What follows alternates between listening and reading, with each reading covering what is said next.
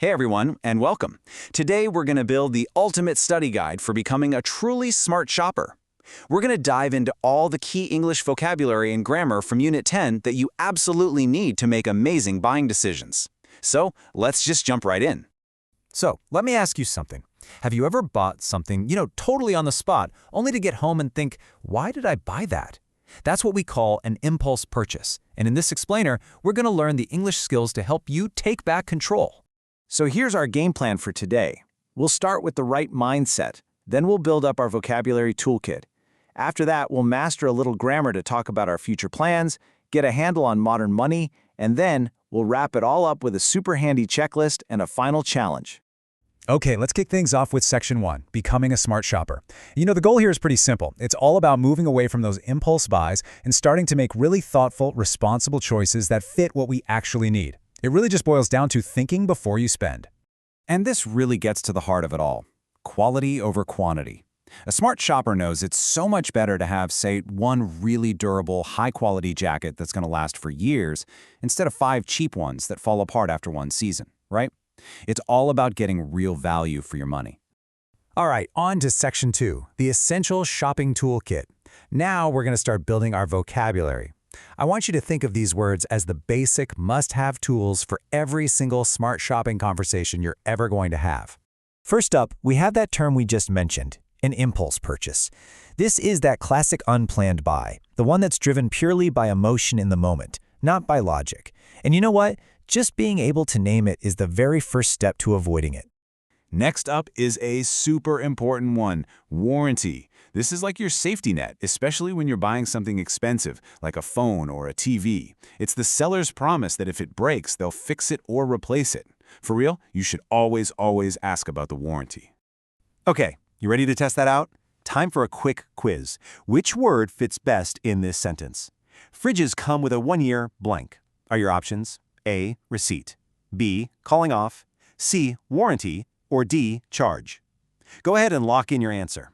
And if you said C, warranty, you are correct.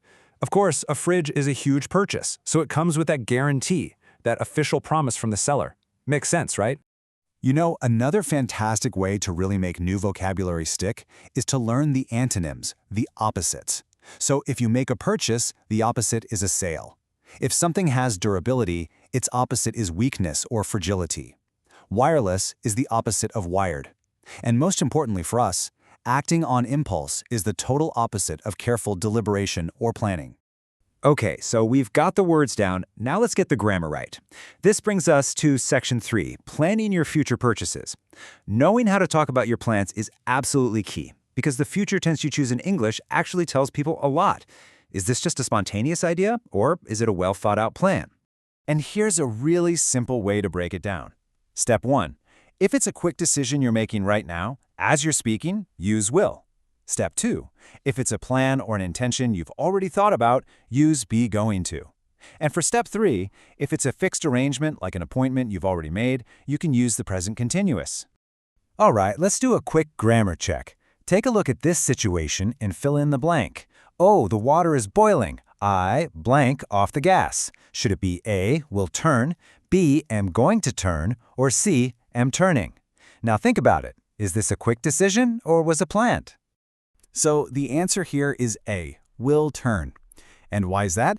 Because you just noticed the water boiling, right? So you made a spontaneous decision in that very moment. It wasn't something you had planned to do. See how that works? All right, let's switch gears to Section 4, Navigating Modern Money. Now we're going to talk about how we actually pay for stuff, because honestly, understanding your money is just as important as deciding what to buy. So, let's clear up something that confuses a lot of people. Debit cards versus credit cards. It's actually pretty simple. A debit card uses your money. It comes straight out of your bank account.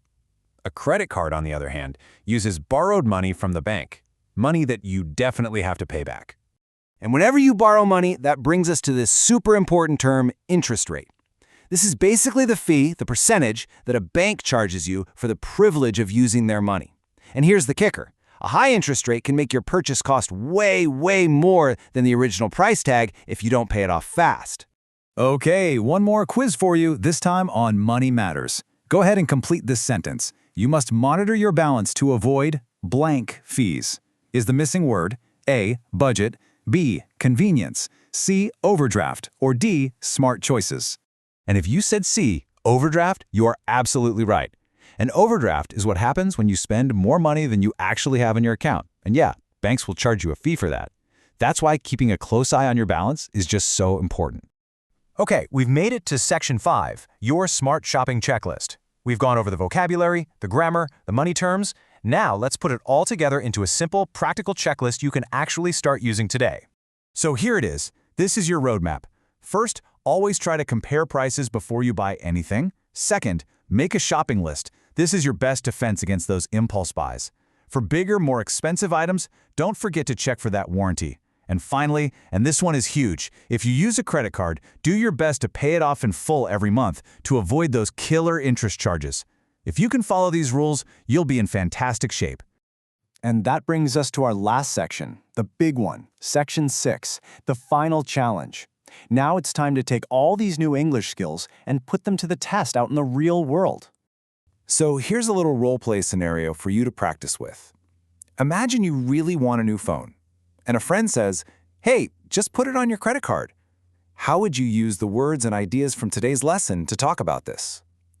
Think about how you would discuss your budget, those interest charges, and the importance of making a planned, smart choice.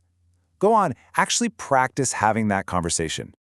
And just like that, we finished our Smart Shopper Study Guide. With these new English skills, you are now totally in control of your money and your language. So I'm going to leave you with one last question to really think about. What will be your next smart purchase? Thanks so much for joining me today.